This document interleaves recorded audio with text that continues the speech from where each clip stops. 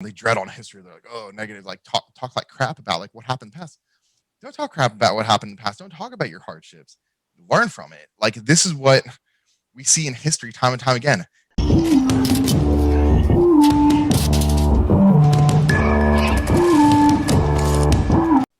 Appreciate it. All right, we're back to doing this behind the body. We just got done prep, and ironically enough, David is one of the list of people that I kind of like talked to while I was at the competition. I had a whole list of people to just be like, "Hey, I'm gonna kind of hit you up on Instagram," and then after that, we're gonna set up this little podcast. So I had like 3 to 5 people. Ironically, you're one of them, and yeah. So David, what's up? How's it going, you guys? I'm happy to be here. This is actually the first podcast I've been invited to, which might come as a surprise to you. We've done like our own podcast and stuff like that, like I said, with a few coaches, and may have some athletes come in eventually. But I love this. I love the open chat forum and just getting to like know people, just open conversation, open dialogue. And I think it comes to people as a surprise that like there's more to meet the eye to bodybuilders. Yeah. Definitely. So I'm super stoked to be here. Yeah, definitely. And the cool thing about this is like there's no like pre-formed question. It's all just like 2 people just having a conversation. Yeah. Literally, it's like if you were to meet somebody and you try to like introduce yourself, and just like, hey man, I do this, I do that, and stuff like that. You just have a regular conversation, and that's all it really is. And it's interesting to just be able to learn about like others and what they do and such. So tell me a little bit about yourself, man. Yeah, sure. So we can start. I'm going to start with the athletic side because I am a bodybuilder, and it was a big piece of my life actually before bodybuilding, and it had nothing to do with lifting weights. In fact, when I started this journey when I was like 19, I was 135 pounds wet. So I actually started off like my athletic background was from 4 years old. I was a soccer player, and then I became a competitive tennis player as well. So I was actually doing academic academy tennis, working towards. I was getting close to kind of semi-pro level ish at 12 years old. I had over 100-mile-an-hour serve, and but the thing is I was a soccer player and I need that physical contact, and I was extremely fast. That was my genetic gift, was that my speed. I broke a bunch of school records for the combine training and stuff like that, but I was a soccer player, so it never got recorded down because they were all football drills. Like I was running a low 4.4s. I was a 4.42 40-yard dash time, and my shuttle drills and stuff like that were even better. But that was kind of my athletic background. But during this whole time, like I was a big nerd. When I was 8 years old, I was playing RuneScape beta. Like before RuneScape, before I think it was like addictinggames.com posted or something like that, and we just tried it out. But it was actually the beta version of it, and so RuneScape was like my big game for like the longest time, and that kind of morphed into me getting into. Here's where it gets really weird. It morphed to me getting into IT. So we had basically a guy that graduated from UGA at our high school that was a huge nerd, right? And he basically created a class for nerds. And obviously, like I was a good athlete the whole time when I was there, but deep down inside, I was always a nerd. Like I was playing RuneScape, I was playing Guild Wars, some first-person shooters every once in a while. But at school, I was doing some website development, some JavaScripting, and that's how I actually got into IT. So I went to Georgia Southern University in the IT program, and ended up graduating with like a background in knowledge management. If database analysis and stuff like that. Now, if I knew streaming was going to be like it was, which I kind of knew, I kind of knew what it was going to. I started bodybuilding when I went into college, and there was a guy that was like, "Dude, I will literally pay to set up your streaming rig and set you up, because you're the only jacked guy that will be streaming right now," because there was no one in fitness that was doing it. And I was streaming League of Legends, and I was a really good League of Legends player. Like I think this past season I was like Diamond 1, and I hardly even played. But I was always like a higher up level player, and that's not what you get famous for. You get famous for personality, looks, whatever it may be, right? Like, I mean, people just want to be like you, right? So they enjoy your personality, so they tune in. They want to be your friend. It's kind of like being a friend online. Which is honestly what everyone is nowadays, and with COVID. Yeah, exactly. You're just like stuck in there making new friends online. It's like more new strangers. I'm not sure Absolutely. if it's easier to make friends online or just like in person. Yeah, But most of my friends are all online because I don't have time for my friends in person anymore. yeah, right. Which is kind of funny.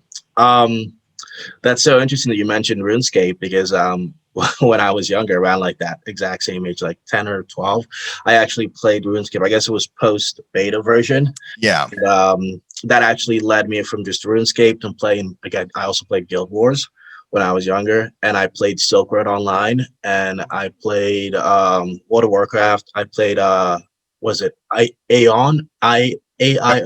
think it's AEON, right? It Wait. might be. It might be. Yeah. But yeah, But Aeon. yeah, I played that. I played Fly for Fun, Fliff. That's fun. Okay. I played Pirate King Online. So many MMORPGs I played Oh my back in my younger days.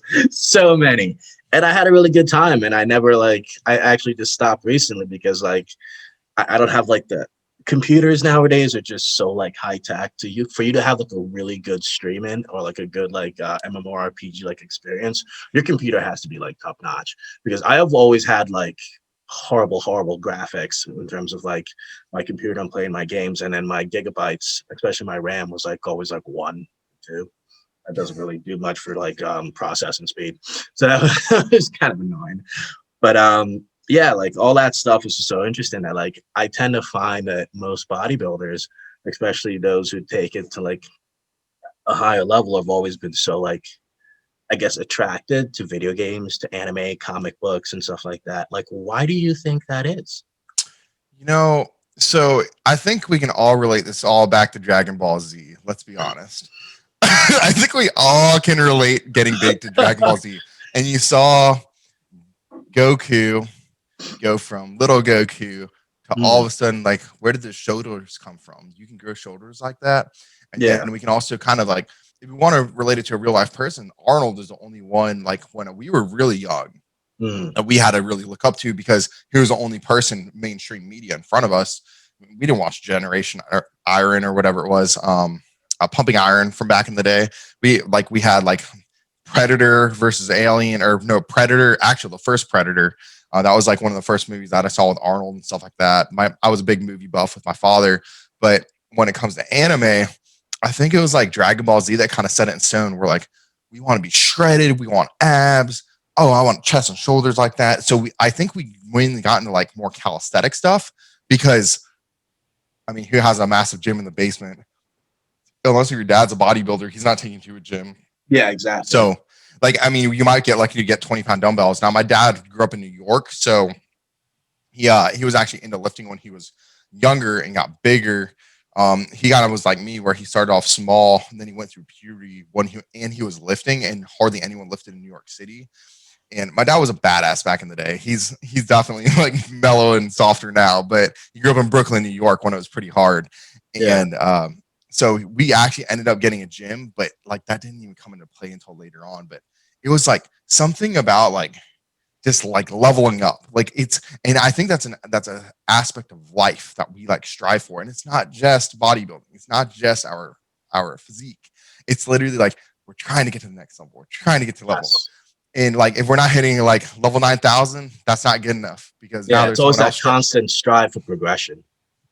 Yeah, and I think that's the addicting part about like animes. Someone's always leveling up. Someone's always stronger. Someone's always so you're always trying to get better, always stronger, or else it's like survival of the fittest. And I think that's one thing like in society nowadays that people just lack, is the lackluster to really grind, because society has become so much easy button out. It's a social media thing. Everyone wants that easy button or the quick fix or whatever it may be. That's why like 16-year-old kids are walking up to me in the gym and asking about like performance enhancing drugs. I'm like, whoa. I was like, first off, I would love to give you information on it, but I'm not going to, because it's where I want to start you out: training, diet, nutrition. I was like, you have more hormones in your body than I could ever put into my body. I was like, train hard and get big and love it. Yeah. And like if I could take back time, I would have started training sooner, because like, oh my gosh, like it's ridiculous. Like I have traps because the only thing I used to go like this, Dragon Ball Z. The only thing I used to train in my gym basement, or in the basement gym was my traps, right? Because I Yeah. always wanted bigger shoulders. And like I haven't trained my traps in like probably like 7 years, 8 years. And then they're still pretty big regardless. Yeah, That's a funny thing. it's like one of those things. Like the muscle groups that you work out when you're really, really young that you really want to Are the grow. ones that sticks out the most. And you don't even, and people are like, what'd you do for that? I was like training them when I was 16 years old when I didn't know anything and I only worked out this muscle. Yeah, exactly. It's kind of the same thing for me with chest. Like it sticks out so much because literally I would start at like 40 push-ups, rest a minute, do 38, rest a minute, do 37, and then work my way all the way up to 1. And then, dude, my chest would be so like, be like on fire, but it'd be so fucking so. It's like, oh, it looks super buff. That reminds me of One Man Punch, though, where he is the most basic. Like we all started off with like One Man Punch, where it's like, oh yeah, I did 10 push-ups a day and I ran like a mile or some 10 shit. miles, yeah. And then I shaved my head, and I was like, okay, that's cool. and then I was like the strongest man in the world, no big deal. Yeah, right. It's so funny. Tell me a little bit about the relationship with your dad. You seem to talk very highly of him. Yeah, so How did he like shape you, who you are as a person, and like what stuff did he taught you as you were growing up? one blessing is I was never good enough for him, right? I never did something good enough. And that's one thing that I think that a lot of parenting lacks nowadays is everyone tries to sugarcoat everything and, oh, you're gonna like because of like the whole bullying thing and stuff like that, and people are getting people softer over time. But really, I attribute becoming a man to my father because I was never good enough. I was never fast enough on the field. I would never score enough goals. I would never washing the car is a big one. I would never wash his car well enough because he wanted it done right. He wanted it done spotless. Like if there was a smear on it, you got to restart. And like so it was kind of like rough growing up. I was the middle child. I had an older sister and a younger brother. My younger brother got away with everything because he was a mama's boy, and then my sister was daddy's princess, but and got all like straight A's through school. I didn't even study through school, and I didn't really try. I was blessed in that aspect, but so like I was always striving to like be like my sister, kind of thing, like live up to her expectations, and then get literally could get kicked in the balls, and then my brother would be the one that got away with it. I don't know how that would happen, but it did happen multiple times. And then I had my father that was really that structured piece that would develop me into a man and always striving to be better. And it had to do with getting a good job coming out of school, which my first job coming out of school was actually a business analyst at Coca-Cola. In IT. So I got a great job out of school. That was a blessing. And I didn't have the grades to even get it either, but I got it. And then it was literally as simple as like cleaning the car better. And my dad and I really started to, when parents started going through a divorce or a separation / divorce, is really when my dad and I started getting closer and closer. We would have something called midnight movie hour. So every single time at midnight, because we were like late night people. We'd sit down at 12 o'clock at night, midnight, and we'd watch a movie. And so we became movie buffs together. And that was our thing. Like whenever I come home from college, midnight, all right, movie. Like, like even when my dad had a girlfriend and everything like that, midnight movie. So, and that was just kind of like our time. And we bonded over time, and, we clashed heads. And actually, I think that developing a relationship with my father as I got older allowed me to have so much stronger relationships and knowing how to communicate with people better. Because when you're dealing with a parent, especially your father, it had to do with pulling emotions out of the conversation, because you get so emotionally strong and caught up that I would need to take a break. I realized that after time, instead of having an emotional conversation, you can have an intelligent conversation. Sometimes you just need a break. Like when you start getting emotional buildup, I'll take a deep breath and be like, hey, dad, can we come back to this conversation? And we like, that's just our thing. Like sometimes like the emotions just get really built up. We're just like, hey, like, I want to have a good conversation about this. I'm about to say something stupid that I don't mean to do. And we'd re-intervene to the conversation. So it actually helped me with even communication skills, because having a serious conversation with your father is probably one of the hardest things to do. In my personal experience. But yeah, I think it had to do with the aspect of never being good enough and then always wanted me to level up. So it was like that Dragon Ball Z thing. Like you're always trying to level up. And it's like, you can never be good enough. You can never be good enough. And one time on the phone call, I was talking to him. He's like, David, I need you to dumb it down a little bit. And that's when I was like, that's really depressing, but I've made it. Because now it's not like you're never good enough. It's like you're where you need to be, and you got like that validation, and now you're just like, oh, a sigh of relief just kind of came over you. It's just yeah, go on. So it was the depression, like the depression behind that was actually more along the lines of the aspect of, wow, my dad really is having trouble keeping up in a conversation with me right now. But this is who he wanted me to be. He wanted me to be better than he was, right? That's every father's ultimate goal, and parents' ultimate goal is they want you to live a better life than they did, or they want you to be better than they were. And like when I got that, it is a validation feeling, but it was actually more depressing than a validation feeling, in the sense that I was like, wow, I was like, I surpassed my father in, at least in this aspect, right? Of life. And I need to tune it down to have conversation. That's one thing I promised myself, is I wouldn't tune down my intellectual knowledge, because I did it for a while, to have normal conversations with normal people for a very long period of time. And then I was like, I'd rather keep my circle closer and have very deep intellectual conversations. Now, not everything is going to be deep and intellectual. I'm goofy. I'm super goofy. Yeah. You can't tell by now. So that was like almost like I had to take a step back and take a deep breath and be like, it's okay. I was like, this is what he wanted. This is what a father wants, is to surpass them eventually. And it was just very weird actually hearing that from him. And that was one moment that I'll never forget in my entire life, is when he actually said that. Yeah, it's definitely super interesting. But it's also at that moment that you know that, like, okay, the mantle has been passed down, and now it's your turn to kind of take the lead. And also now it's more about, like, it's not about him taking care of you and telling you to be better, but it's more about like you saying what you can do for your dad to make things better and to make his life better and stuff like that, and to make everyone just kind of like happy as things are. Because now, instead of you just being that son, you're like the one that he looks up to now, in terms of like going towards the future. You got your life established, everything is where it needs to be, and he's basically the whole like, you're never good enough, do more, do this, do that. Eventually now it comes at like, okay, you're good, kind of thing. So that's a pretty nice feeling. It's funny because I've never actually had that experience myself, because my father was never a part of my life per se. I mean, when I was younger, I'm originally from Africa. I was born in Africa. So my dad was like never really a part of my life. He always kind of just treated us a little bit more different than I guess well, treated my mom different. But then that also kind of came towards me, probably just like a sign of like rejections or whatever. It's like, this is what I wanted, kind of thing. So I'm gonna treat you bad and like let you like do this and that, sleep outside and all that stuff.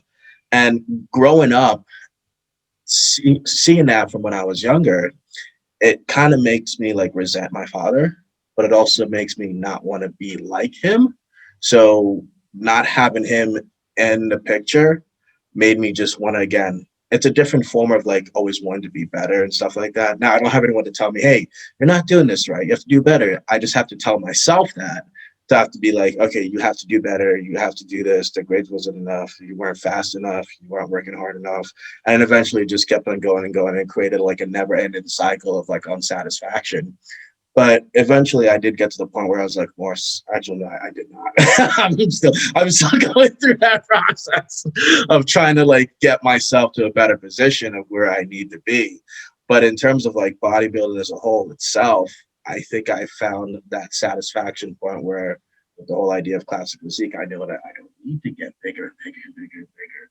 I just have to take it one step at a time. But all that, and the reason why I did bodybuilding was probably stemmed from that, because as a younger kid, I didn't have that father figure to say you have to do better and better, but I had myself to tell myself to do it and do it. And eventually it attracted me to the whole bodybuilding thing, and just leveled up. And I still tell myself to this day, I have a lot of work to do. And I do. It's not a bad thing. It's always good to progressively work on yourself. And as you were saying, how with today's generation of kids, they don't have that. They lack that in their own childhood and then in their adulthood themselves. They don't feel the need to be better, but yet they're always so complacent with how their lives are that they're just like, all right, I'll settle for this. And then that's why I think we have the generation that we have now, where it's at, where people just want to get things handed down to them, but not doing the work needed to get it. You know what I mean?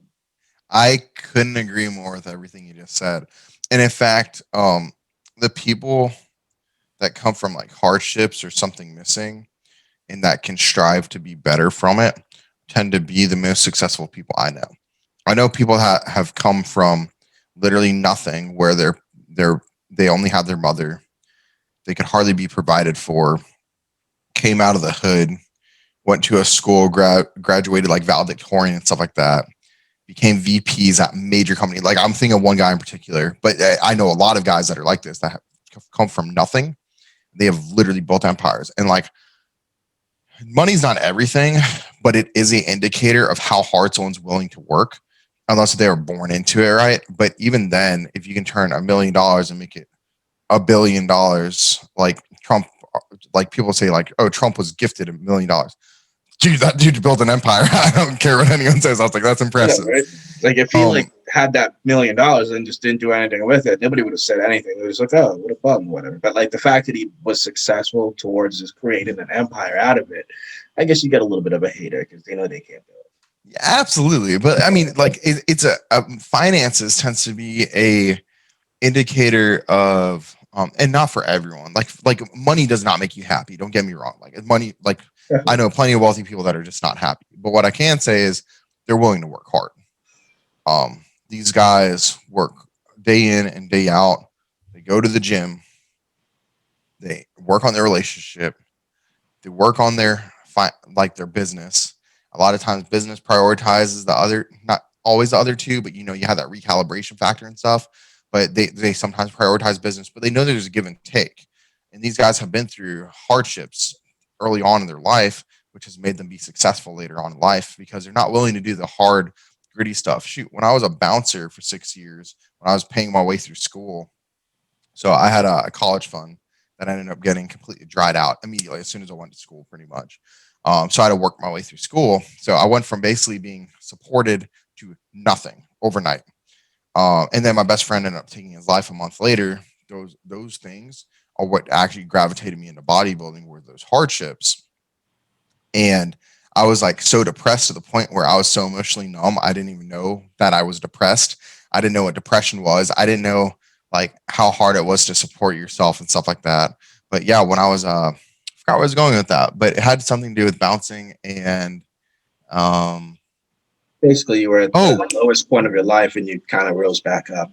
so yeah, first of all, I was 135 pounds when I went to college and went up to I was 215 pounds by the time I graduated school. So like I was just able to grow really easily. But I'm like an ecto meso hard gainer at the same time, like a mixture. But either way, when bouncing, so when I was bouncing, I would clean the bathrooms better than anyone else. And you don't even want to know what a bathroom looks like at the end of the night, especially the female bathroom. It's always worse than the males. You got like, I'm not going to go into details. Yeah, but like I get what you're saying. yeah. So, but I cleaned the bathrooms better than everyone else. So I actually did it for an extra year to 2 years because as soon as you weren't the pleb anymore, you didn't have to do it, right? Yeah. Like the newbie will always be the one to do it, and like I still did it for an extra year or 2 years just because I could clean it better, faster, and cleaner than anyone else. And after that period of time, I was like, all right, I feel like I've paid my dues. On to the next. So, and then I just started mopping the floors instead of doing the bathrooms. So, I think that working hard earlier on and going through hardships earlier on and being able to understand that if you can be comfortable in uncomfortable situations, then you will always come out on top of just bettering yourself. And then you tend to come out on top of the people that are not willing to be uncomfortable. And there was a philosopher, and I don't remember the guy's name off the top of my head. He gives an analogy. If a crab took a painkiller to help him with the pain, he would never know that he needed to leave that shell and go into a new shell to grow. So when you mask that pain, You never know that you need to grow. So embrace the pain and grow from it, and you'll always level up. And that's the big piece that society misses nowadays. They have a very hard time being uncomfortable. They always want that easy button. And like drugs aren't, first off, drugs aren't the answer. And I think you and I can attest to that, that drugs are never the answer. Mm. And it puts you into a deep hole. It gives you a cloudy mind. Next thing you know, like you're an addict. That's kind of just how it works, because you get cloudy in the mind, and to get uncloudy, you have to take those drugs again, because you're like, oh, well, it gave me a fix for this. And like, I couldn't focus on something. So I took Adderall, right? Or I couldn't, and I'm ADD and I don't take Adderall, but I couldn't, like, I threw out my back, and then all of a sudden I took a painkiller and the pain went away and it gave me energy and I had an amazing day at work. And next thing you know, you're an addict, like 1 month, 2 months, 3 months, year down the road. Next thing you know, you're moving on to heroin and you're potentially dead. And that's kind of the spiraling effect that we're actually seeing in society happen, in the heroin epidemic. That happen is due to very, very simple stuff like that, and it just perpetuates. So there's a lot more to that going on, but that's kind of near and dear to me, because I had a addiction in my family and stuff like that. So I know how it affects it firsthand and how it spirals out of control. Yeah, that's it's an interesting topic that you brought up, the drug part of society. Um, I don't know much about it per se, but based on the experience and what I've seen certain people who are addicted or not addicted to drug, I do see to find a very interesting, what's the word? An interesting connection that decides whether someone can be addicted or not addicted. And it's so weird because the word is connection, which is kind of interesting because like those who are, again, I don't know much about the topic, but it's just my personal opinion. But those who are addicted tend to not have that anchor to hold them onto society and something to motivate them to be able to push them further and try to again level up to the next level. Because once they start getting to that point where they're addicted to a certain drug, everybody that should be connected to them starts going away. And then the more that those people go away and kind of like hide away, run away from them, treat them horribly, the more they tend to find more solace in doing those drugs. And the more it just goes down, down, down, just spirals out of control. But when you have the connection that is required to hold that anchor towards you in terms of drug abuse, you kind of realize what's really more important. And that is that it's not the drugs, but rather the family, the connection, having goals, having something to strive for. You can still do the drugs, but you have other means of, I guess, you have a better goal in mind, and it kind of strays you away from using that drug to the point where you're addicted. Um, the reason why I said that because it was an experiment called Rat Park, which was basically they had a mouse in a cage, and the mouse they gave him basically heroin or crack, one of the two, and they took his family away. Those who we loved, they took them away. It's hard to remember what the exact study was, but they took the family away, and then it was just he was just alone, secluded. Nobody was there to give him that support, that connection, that emotion, the feelings that he needed. So every time they do put that drug in that cage, 9 out of 10 times, he will always go for that drug because he's isolated from everything else that should hold him more of an anchor towards life. But like when they put like other rats and other like family members and stuff in there, he didn't choose the drug. So definitely connection is something that can save a lot of people's lives in terms of drug abuse. Again, I don't know. It's just my personal opinion. Did you watch my video on post-show depression by any chance on my Instagram? No. You should watch it after this. Uh, The beginning sector of it is talking about the hype train, right? mm, Um, and it's a very simple one that doesn't affect me as much. I'm a seasoned competitor, so it doesn't really bother me. I'm also very introvert, and I already have my close circle, and I know where my grounding is, and I know where I stand with the people that are close with me. So connection, like you're saying, it's an interesting philosophy that you brought up. So this is what I talk about it more at a simplistic level about human nature. Human nature, we want to be nurtured. Mm. Like it is a fundamental piece is to be nurtured, to have people or things in our lives that we have that connection with, that love, that whether it's words or whether it's physicality, we need something. And you'll see babies and stuff like that that didn't have that connection, that love, or weren't held close to the mother's heart and stuff like that. That love, that affirmation, the comfort that you get from that. If you take that away, you have so many mental disabilities that come out. Like you're saying, addiction is technically like it really it's a disease. And so going to post show depression, everyone wants to ride the hype train, man. You're getting DMs on top. Oh, you're looking. I know you got this. You're looking awesome, man. Blah, blah, blah. People reposting you, all this attention. And then all of a sudden, like, the show's over. Boom, done. Congratulations, man. Like, you looked awesome. After a week, like, you don't get any messages, honestly. Let's be honest. And minus the fact that the close ones are like, hey, I want the hype to die down. And I just want to check in. That's kind of what I did. I waited for the hype to die down. I messaged you like, congratulations, by the way. So because I understand it and I don't want to ride a hype train. People like to ride the hype train to the top and ride it to the top and kind of use you to ride that energy train, that energy ball that you are, that positive energy that they actually lack. And they're trying to find it and everyone gravitates towards positive energy, but they're actually parasitic. A lot of them, not all of them. The ones that are not parasitic are there for you at the end. And so bodybuilding has a interesting way of weeding out the people that should never have been in your life anyways.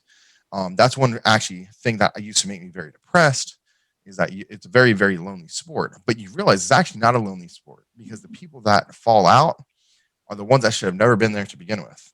And you build this small circle that grounds you and that is actually your true family. Whether like they're blood or not. I mean, to be honest, usually they're not blood. Like we're born into our family. We don't get to pick this, but we get to pick our friends. Yeah. So like the grounding that you get from coming like that hype train and then the hype train dying out and then you realizing like people get really depressed when like there's like very few people. If you don't even have like one or two people there, very, very difficult. And it's because human nature, just period, we need that affirmation of some sort. And when you go from a lot of affirmation to like almost no affirmation, it creates clinical depression usually. Yeah. And it's interesting you mentioned that. When you were mentioning about the nurture of like growing up as a baby, I actually have a very interesting question to kind of follow up with that. What was the relationship like with your mom? Yeah, my mom was awesome, honestly. Even though she like favored my brother every single time. So my brother and I were born in the same year, by the way. I was January 3rd, he was December 4th. So we're like Irish twins. That's so funny. So like he was growing up as fast as I was growing up, so he was always like super ahead of the curve. Either way, my mother, I couldn't have asked for a better mother. She was on extreme nurturer. Like if I had a runny nose, oh my gosh, we need to go to the clinic right now. I'm like, no, don't take me there. I hate going to doctors. So she was extremely caring. Whenever like runny nose though, like make me some chicken soup. That's Jewish penicillin is what we used to call it in my family. And so she honestly was such a loving, caring mother. She lived her life for us. And I was blessed in that aspect, and I like my dad has a sour taste in his mouth. It's something that bothers me, and it's probably TMI, but my dad has a sour taste in his mouth between the divorce and them. I'm like, look, don't focus on the negative things. I was like, she was a great mother. She raised your children, like while you were out of town doing work and stuff like that. And I was like, she took us to all our soccer games or whatever. Like she was running around doing all this stuff for us. I try to explain that, like just from a mother perspective, she was awesome. Now there was something happened that kind of like made me take a step back for 4 or 5 years. Like I just had to accept a major personality flaw that she had when it actually directly impacted me, which kind of sucked. But you know, like at the end of the day, she's still my mother. She was a good mother, and I have a very strong relationship with her. Like actually she called me last night and I think I was already asleep because I was so adrenal fatigued all hell. But Yeah. like she's like, I want to see you on Thanksgiving. I want to see you on Thanksgiving. My sister's hosting Thanksgiving and she's like, yeah, you have to get COVID tested. I was like, man, I had COVID like in the beginning of this prep. I was like, I'm not getting tested. I was like, I'm good. You guys have a good Thanksgiving. I'm Yeah. cooking food for us. Mm, that's so funny. So yeah, I have a very strong relationship with my mother. She's an awesome mom. It's actually gotten stronger over the years. I think like what happened with both my parents, that like you just have to kind of understand that they're still people, right? And the divorce, like, I mean, I wasn't like sour about it. Like it needed to happen. Like they were very unhappy together. And like once you accept that, like there's people, they should be happy. Then like kind of what it was is like you want to see your dad be happy, you want to see your mom be happy. And then once you're finally actually happy and they stop like being pissed about getting divorced and stuff like that, then you're like, oh my gosh, okay, this is so much nicer. And you just have like a relationship with your dad and a relationship with your mom. And like I don't believe in divorce, but I knew where it was going and it was so damaged the relationship. Like when you get older, you understand it better when you've already had relationships and been through the same stuff. Which I obviously haven't been through divorce. I'm married to an amazing woman, the best woman I could have ever asked for, better than I could have asked for. But yeah, I've been married for a year. We gotta actually go like this. We got married on the first day of lockdown for COVID. We wouldn't have had a wedding if it wasn't at my friend's house. We had like 80 people, and the quarantine max was 50. And then Trump locked down the country on the 13th. We had 3/13. So this is how I remember it. 3/13 is when Trump is like, by the way, international travel is shut down. We're shutting everything down. And 3/14 is when we got married. Pi Day. So you'll like my nerd side. So 3.14. 3.14. I can never forget it. That's so funny. So we're coming up on our year anniversary now, but it understanding people and human interactions and just like what people actually need at a just a base level, like the human nature thing that we were talking about, is so important for just like building friendships or building anything. And like seeing like a parents go through a divorce, like it was eye-opening for me, but I know what caused it. Like I can look at all the different pieces that were wrong. I can see the buildup of it. And this is what people like dread on. They dread on history. They're like, oh, negative, like talk like crap about like what happened in the past. Don't talk crap about what happened in the past. Don't talk about your hardships. Learn from it. Like this is what we see in history time and time again. Hitler did exactly what Napoleon did. They went into Russia during winter. What happened? Hitler would have taken over the world if he didn't go into Russia. Yeah. That's fact. Like he would have. Napoleon would have had a bigger empire if he didn't go into Russia during the winter. But you know, Hitler just got on his high horse and he's like, we're going to take it over in 6 months. All right, dude, whatever. It's like, do you know how much landmass there is to cover? So it's like things like that. Like if you choose to ignore history, it will repeat. So just learn. And that's why like this prep, right? Like I had the best prep of my life. I looked the best, and I had like some crazy weird stuff that happened to me that just made me not look the best that I could have looked on stage. And you know what? All that people are like, dude, like they're like calling piss off, like you should have been pro, like all this stuff. I'm like, no, like if I should have been pro, then I would have been pro. I was like, I'm not blaming politics or anything like that. All that I'm gonna do is I learned from it. And I'm moving on. I'm just going to get bigger and better next time. We're going to keep leveling up, right? Yeah, exactly. It's kind of the entire goal. And speaking of prep, like my prep was crazy. The last 2 weeks of prep, everything that could have possibly gone wrong went wrong. It was I don't even know. It was like it got to the point where like I literally just like broke down and started crying because like everything was like so ridiculous. Like everything was going great. Everything was going wonderful. And then like the last 2 weeks, my apartment caught on fire. So I know, right? I know. So like, I'm like laughing about it because like looking back at it, I'm just like, yeah, that was pretty shitty. But my apartment caught on fire. So like everything in my house, in my apartment was like completely fucked. food or whatever. So everything was like gone. So like I was still kind of like pushing through it, but like luckily my mom has like a friend, and I'm currently in their place staying to kind of like get my own place in about a few weeks or so. But that happened, and then as that was happening, I couldn't fucking sleep. The crap. So I was like, of course, all the stress level and everything else was going out into like this, like 14 days before prep, before the end, before contest starts, and then like the last week before prep, my car broke down in the middle of the highway, and like it was at that point that I was just like, okay. So like I literally like cried. I cried in my car for like a good like 5 minutes. And then like I kind of hit like a realization point where I was just like, you literally worked really hard for 6 months or so. And your entire purpose of this entire prep was to get your pro card. So I literally just like self motivated myself. And I was like, I just talked to myself like, yeah, you did really well. You did really great. Just because you had this, you're so close. It's just 2 weeks to go. You can do this and stuff like that. And then like everything that week when when my apartment caught on fire, something weird happened to my Instagram where I had like a video that I posted on Instagram, and that went viral.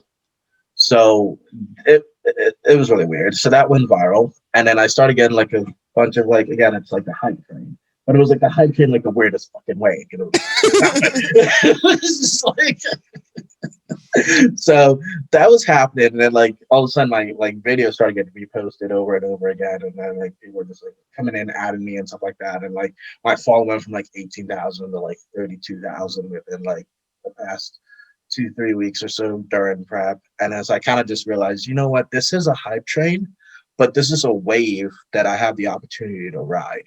So instead of using it as like, yeah, it's a hype train, I just kind of just kept on posting more content, kept on promoting my online coaching, and then trying to build that up from there. So far, I've gotten roughly like maybe like 5 to 6 clients just from that. Wow.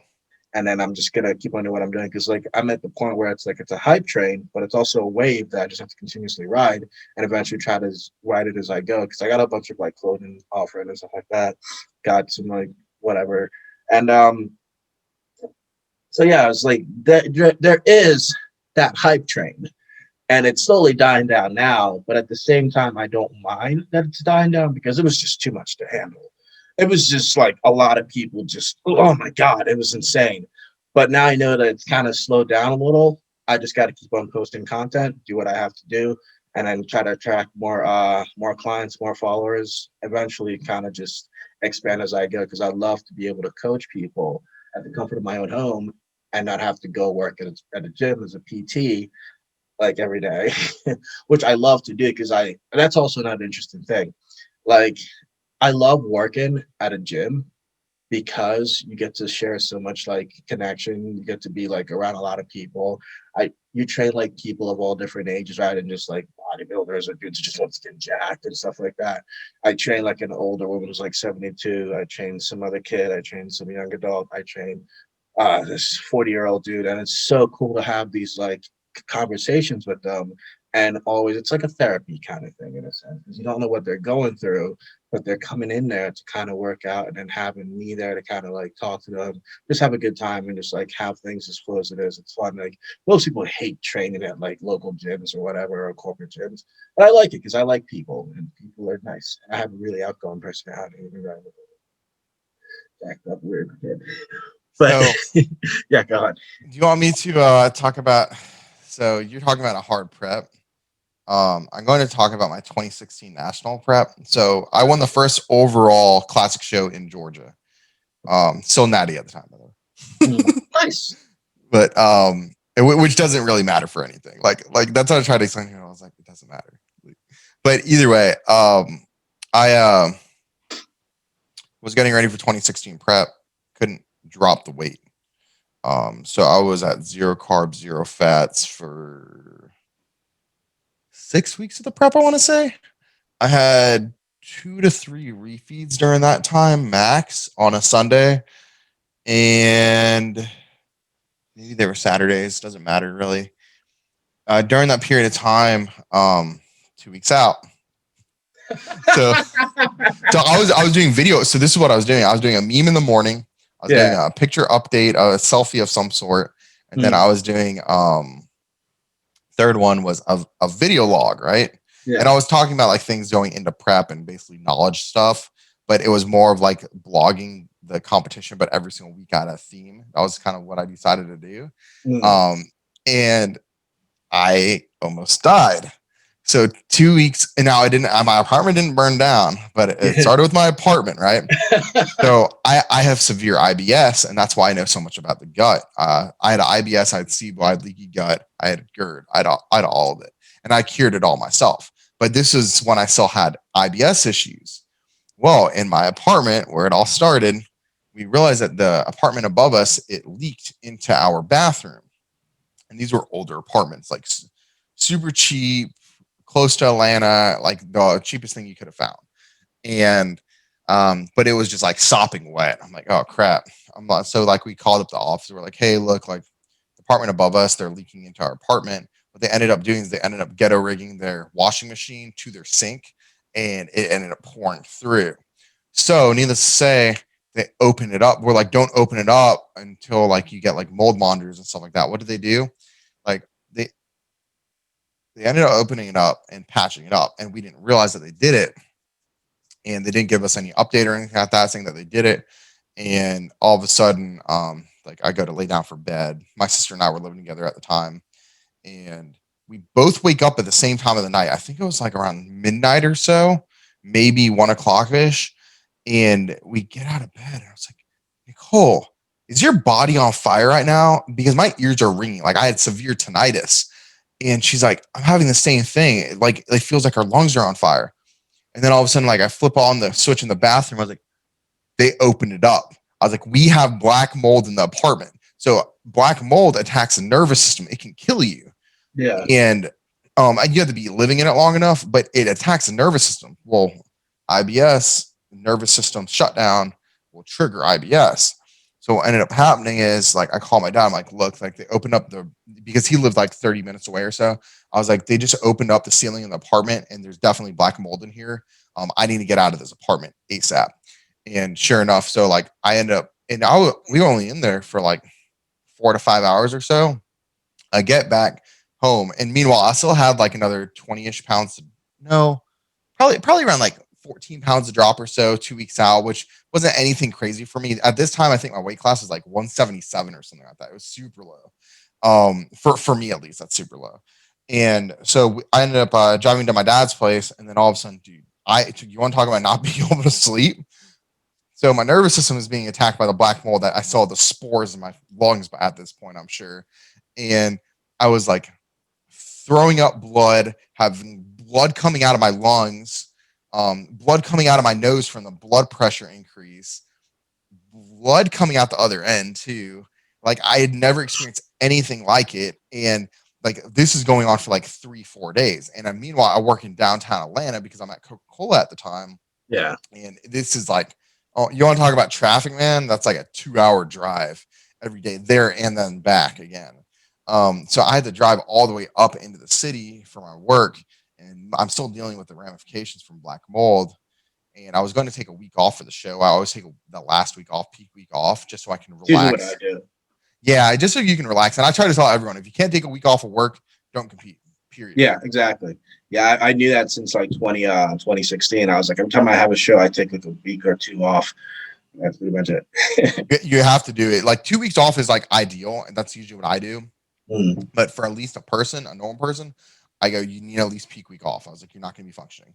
Some people can. It depends on how much you can eat into the show. But if you have to hit a weight class, take peak week off. But yeah, I want you to be relaxed. At least 3, 4 days off.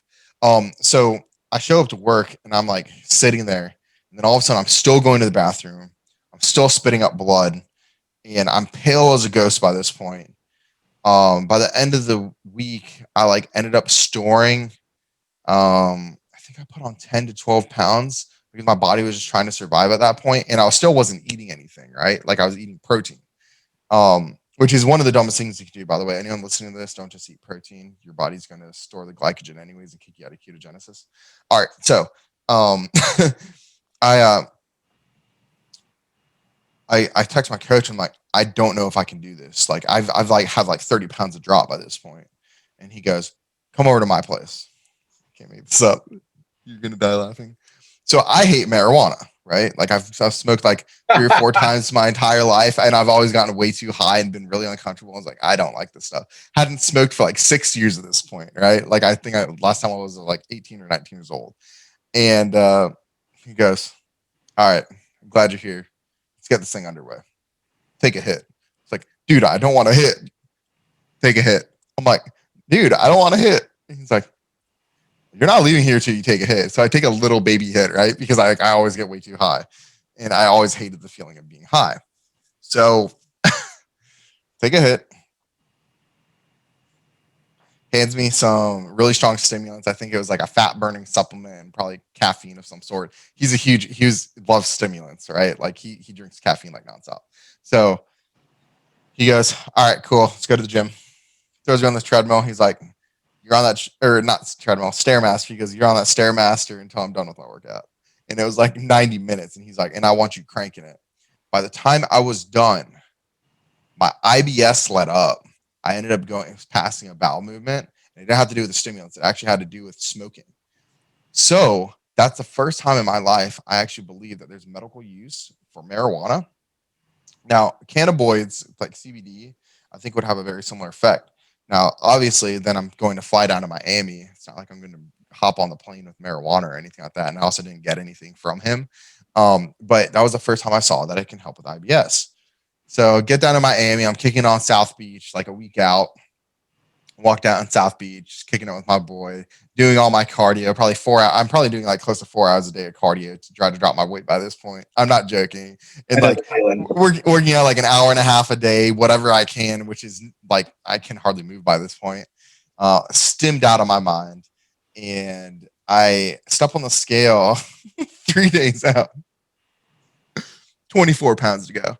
And I'm like, oh, I want to cry right now. I go, hey, Mark, this is my best friend. I was like, I'm just letting you know I'm not going to be able to function for the next 3 days. I was like, I've got 24 pounds drop. Text my coach that. I'm like, we've got 24 pounds to go. He's like, all right, well, this is what you're going to do. So sure enough, we get it done. I had an IBS attack, right, during the week because he was having me eat cabbage. It was protein and cabbage. Well, cabbage is one of the worst things you can eat for IBS because the type of fiber, you don't pass it. It's like almost like, I don't want to say it's like glass shards that's in there, but they're essentially like really hard crystals that you can't pass. If a little bit's fine, but you don't digest it or anything. So it would just like it just sits in your gut. And you get gas buildup and you can't pass bowels. So all that protein's just sitting there rotting. Needless to say, but it's brilliant for feeling full. Cabbage is probably the best thing you can ever eat. So it was actually a really smart approach to help me out to get through it. And so needless to say, I have an IBS attack 3 days out and holding 24 pounds again. He's like, can you find someone down there with weed? I'm like, I don't know anyone down here, man. And my best friend doesn't do any drugs. And so I'm just sitting there and I'm just like, I probably am doing cardio 10 hours a day at this point. I'm waking up, like I can't sleep at all. Like I couldn't tell you the last time I slept by this point. I probably didn't sleep for like almost 6 weeks. And then between the black mold and everything like that. So yeah, I'm doing the cardio, kind of chugging along. Still have like probably like 16 pounds of drop, less than 24 hours out of weigh-ins, maybe even more than that. And all of a sudden, like my best friend goes, hey man, I'm going to stay in, I think they're engaged by that point, but they couldn't live together. I'm going to stay at her place. And it was like, still in the same hotel. So sure enough, I'm like laying there. I slept for 6 hours. I can't make this up. I woke up like Austin Powers coming from a cryogenic chamber because I slept for 6 hours. I haven't slept for more than an hour in the past like 6 weeks. My central nervous system finally relaxed. And I was sitting there, and the first thing I did was I woke up and I peed. I couldn't pass anything, right? But I'm sitting there and I'm peeing for probably like a solid like 3 minutes, almost 4 minutes, just staying there. I'm like, holy. And I don't step on the scale. Like I didn't even have an electronic scale that I traveled down with, right? This is how unprepared I was. This is the second competition I've ever done. And then all of a sudden, like I lay back down, get like another 30 minutes sleep, wake up. I did this like emergency bowel movement thing where you basically like take your finger and you go through your intestines and you move them around just to get things moving. Wake up 30 minutes later, sit on the toilet.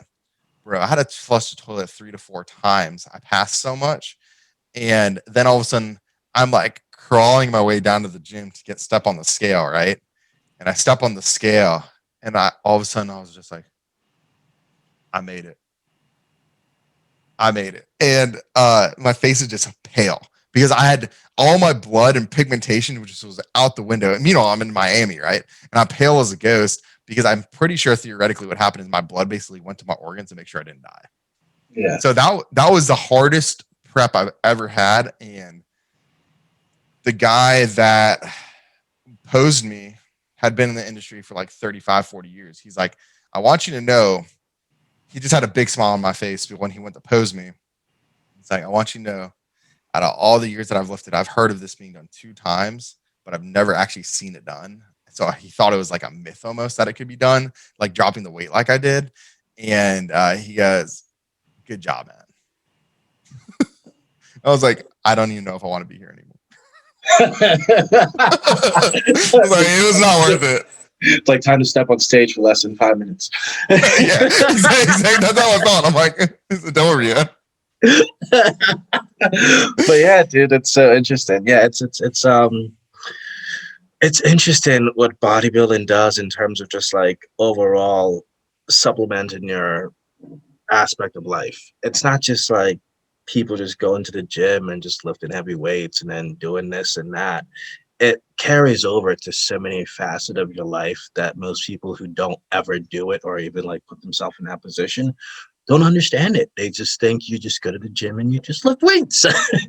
And that's not entirely true. And it's interesting because I want to be able to sit here and have people give different perspective of like what it's like to be an athlete, well, what it's like to be someone that's like well known, or what struggles they go through, what battles they go through, what relationships they have with their parents, what other stuff they do besides just lifting weights. And I want to be able to give people the platform to be able to talk about themselves in such a in a way that somebody can sit there and just they can just be like, you know what, I can relate to that person, rather than just look at you and just be like, oh, dude, he's jacked. And then they kind of get intimidated. They kind of get scared. They don't know how to have a conversation with you. And all the questions they ask is like, how much do you bench? And like, Yeah. like that. So it doesn't get annoying, but I think it's best to always try to inform others that like there's not much of a difference between someone who's an athlete, someone who's famous, someone who's competitive, someone who's a bodybuilder, and a regular person. We're all people at the end of the day, man. Yeah, at Like the I end of the said, day. I'm a nerd. Like I will always be a nerd. I will always be humble. One thing I like, because I started at 135 pounds and I really saw the transition of like how people treated me just based off of how I look. The weirdest one was like how women treat you. It's very, very weird. Like women are almost intimidated by you. Well, certain women, and cougars not so much. They're not intimidated by anything. But Oh yeah, they're not. they'll speak their mind. They don't mind. Yeah, they don't But so but then like males kind of like put you up on a pedestal and they want to ride that hype train. And I was like, I'm never going to let the wrong people come to my life. I'm always going to be humble. I'm always going to treat people like, if you're 130, if you're soaking wet 100 pounds in the gym and you want to ask my advice, come ask my advice. I want to help you along the way. I started where you started. We all start somewhere. And like, the people that I compliment in their gym are the ones that are overweight, that bust their ass, that I've seen a year later still in the gym. They've dropped weight. The ones that started skinny, that are putting on muscle. And I'm like, hey man, I was there at one point. Good job. Keep it up. You of all the friends, and usually they're the weak, like the smallest ones. I'm like, you of all your friends you have made the most progress and you will surpass all of them. Keep it up, man. I was in your shoes at one point in time too. And it's more than just lifting. It's about being positive and uplifting others and realizing that, like, I don't know, like I'm a nerd, man. I'm an IT. We're gamers. We watch anime. We are normal people. We are just comfortable with who we are. And I want other people to get to the level that we are, where they're just comfortable being like realizing everyone's a person. I mean, I've met like famous people that are the nicest, most down to earth people ever. And I probably say 90% of people like that are like that. But then you have like sometimes like NBA players that came out of the hood and you can't take the hood out of them, right? Like Yeah. you get like people that are like rode that hype train and they're like everyone's below you, right?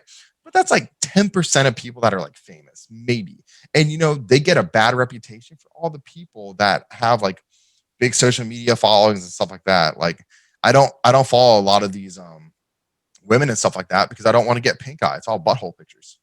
Yeah, man. It's yeah. I don't actually follow a lot of females on social media, or a lot of like people who are like super ridiculously like popular with like 3 point something million followers. I'm just like, whatever. Bye. Yeah, exactly. So like literally, and yeah. So that's essentially it. So if you were to give like a piece of advice for like the viewers who make it through the very end of this, what would you tell them? Stay positive because mindset is everything. If there's one thing of advice, it's just staying positive and the right people come into your life. You might not have, and I was trying to tell my best friend this the other day. He's really trying to find a girlfriend and he keeps getting rejected, right? I'm like, well, you know what? It's because you're looking for something. Don't look for something. Better yourself and be positive and all those hardships and be okay being comfortable, like being uncomfortable. Because when you grow out of it, it's the law of attraction. What you want to become and what you're striving to become is what you're going to attract. So just understand it. Everything gets better. You're not the whoever's out there. You're not the only person that fights depression, anxiety, all these fears in life. Like we are there for you, kind of thing. Every single person goes through it. It's just how you respond to it. So try to understand that it always gets better. Yeah. Thanks, man. It was a great podcast. Honestly, I had a pretty good time with it. And yeah, thank you. Yeah, of course. Thanks for having me. Yeah, my by the way, my Instagram tag is dynamite_D. I have it so corporate America can't look me up. So if you're interested in following me there, I post pretty much like nutrition advice and stuff like that. I use it mainly for the bodybuilding piece, but I obviously get real on my stories. So I think that's where you and I both get like don't do bodybuilding stuff is we post real stuff on our stories so that people actually get to know us. Yeah, because you get a lot more views in terms of like people looking at it than like when you post in your story. It's just like, oh, it's a picture. Like, and that's it. Exactly. What about your streaming? Is there like a specific link for that? Yeah. So that's gonna be twitch.tv/Dr. Zidane, DRZEDANE. And Yep, soccer player. so it's funny, this is actually how that Zidane came to be. Zidane, and the only reason I put doctor at it is because I accidentally took my actual gaming name and made an account like 10 years ago on Twitch, and I just forgot what account it was under.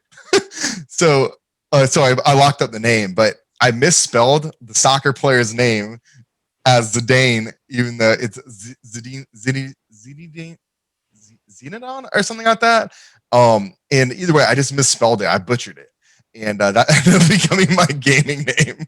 It was a RuneScape account. I mean, that's still cool. Buying for most of my stuff is like usually Gangs of Light. It's Yeah. a video game that I used to play called Bait and Kaitos on the GameCube, which I actually have upstairs. Ironically, to finish this off, the last week of prep, since everything was like kind of burned down in my place and kind of like whatever I had, my girlfriend lives with, she's an au pair, so she lives with her house parents and stuff like that.